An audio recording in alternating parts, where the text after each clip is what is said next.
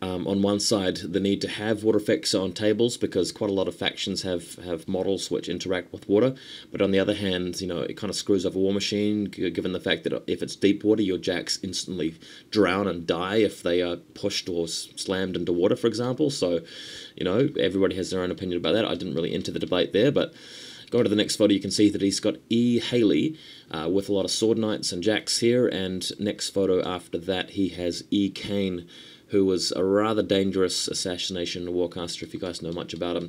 I haven't actually played against E. Kane yet, but I'm looking forward to being sniped and gatecrashed by him. Alright, next after that we've got another Signar list, and this one was quite interesting because one of his list has P. Haley and Nias Hunters and Precursor Knights. The other one's an E. Striker list. So going to the next photo, you can see that it's E. Haley there with the precursors. Painting's a little bit dull, but at least everything's done and nicely finished. Next photo shows that he's got E. Striker there as well with a Squire and a couple of heavy Warjacks with some mechanics in the background.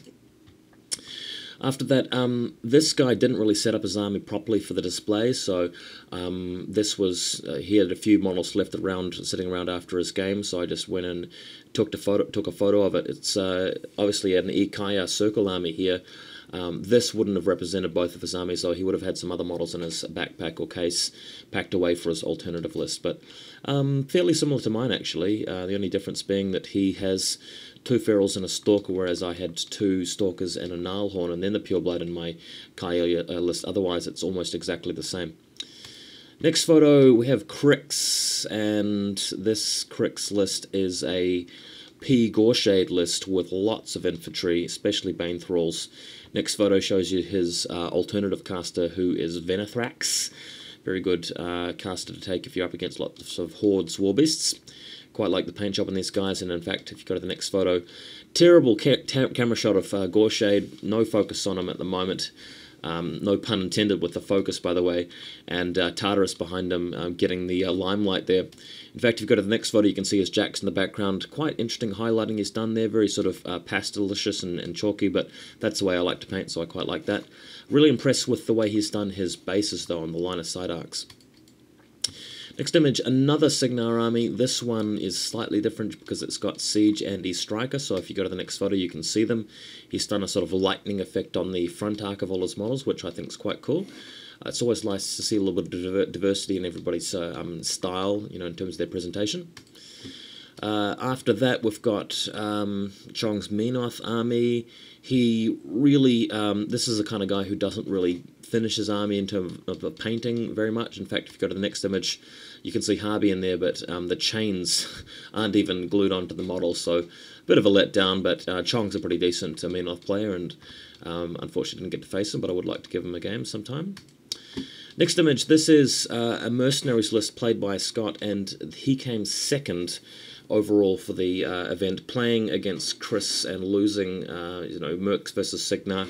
If you go to the next photo, you can see that he has Damiano, who is the new Mercs caster, who is probably one of the better ones now, with his Kayazi. Quite a big mix of infantry he's got in his list in general, and if you go to the next photo, you can see he's got Magnus there at the back.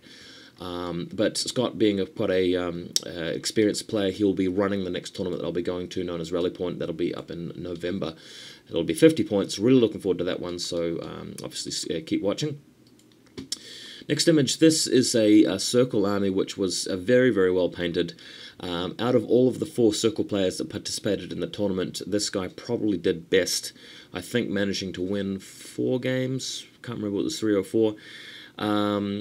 And he had E. Kruger as his primary caster here. He had the P. Kruger as well. E and P. Kruger are nice complementary guys for Circle, and he's got all of the shenanigans stuff like the Druids and the Shifting Stones and so forth, and the Wild Warden at the back.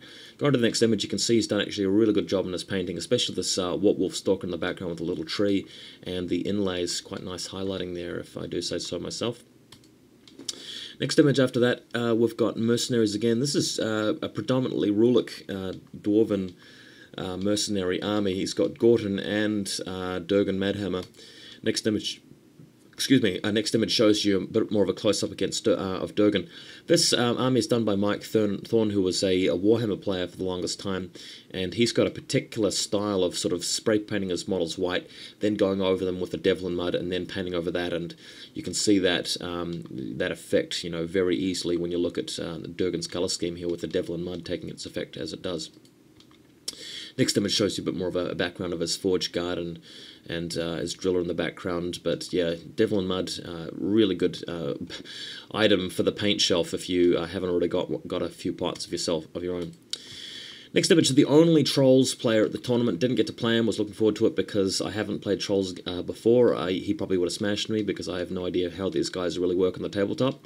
But going to the next photo, you can see his 2 Warcasters. I don't even know which Warcasters, Warlocks these guys are. One of them is that Doomshaper, I think it's P Doomshaper or E Doomshaper, can't quite remember. But yeah, just generally, I believe this guy came 5th, you know, quite a good player. Next image, this is a Cater army featuring Karchev and Epic Vlad.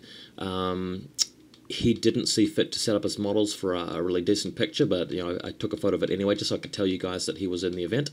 Played this guy game 1, so look forward to that coming up next.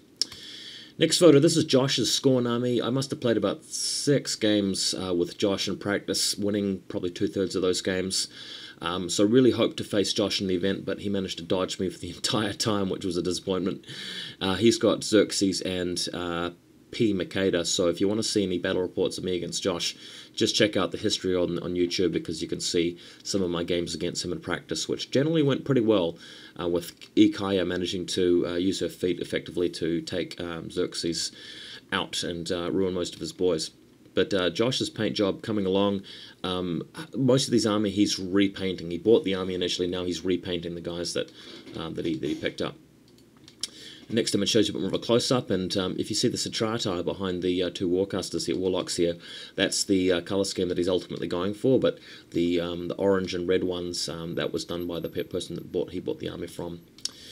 Next image, we've got some Gators and some Pharaoh. This is Casey's army, and the really cool thing about this guy is that he always separated his list, so when he chose which list he was going to play, it was either going to be Crocs or either going to be Pharaoh. Pigs, that is, and he's got Barnabas and Lord Carver. So here's a close-up on Lord Carver. He's got Saxonoric in there as well, and just generally keeping both armies apart. The next image shows you his Barnabas list. He's got lots of Gatorman posse guys, I think 2 max units, plus the Wrong Eye Snapjaw, Wrastler, some of the light Warbeast Gators as well, but quite cool looking stuff. Next image, it's Signar again with Nemo this time. Haven't actually played against Nemo before, but if you go to a close-up, there he is. I don't know whether this is Elite Nemo or P Nemo, because I haven't played him. But there he is in all his glory. I think this guy actually placed last at the tournament. Not because of the models or anything, but, you know, if somebody's got to come last, and this guy happened to be the one. Next image, we've got a Scorn army featuring Rasheth and some minions backing him up. Next photo shows you a close-up where you see Rasheth, and it looks like his other Warcaster is E. Morgul. So there's that as well, unless I'm mistaken. Those are the 2 Warlocks that he's got. And that's it. Hope you guys enjoyed this overview. The next 7 videos are going to be to do with my games themselves. Remember, guys, first 2 games 20 points, next 2 games after that 30 points, the last 3 games 40 points. And if the winning player after 6 rounds has got the most wins, he then goes into a finals match in game 7 against whoever had the next most wins, and that occurs even if those 2 players have played each other before. So potentially the 2 players play, you know, each other twice. But we'll see more about that later. Stay tuned for the battle reports, guys.